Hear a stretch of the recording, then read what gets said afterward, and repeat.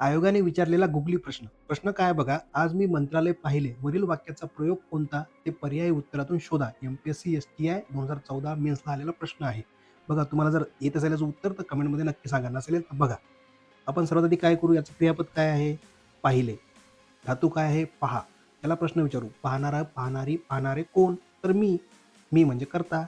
आणि पाहण्याची क्रिया कशावर झाली? तर मंत्रालयावर झाली. म्हणजे आपला कर्म काय आहे? कर्ता आहे मी आणि कर्म मंत्रालय. आता दोघांना पण प्रत्यय आहेत का? आणि जेव्हा दोघांना पण प्रत्यय नसतात, तेव्हा तो प्रयोग असतो कर्तरी.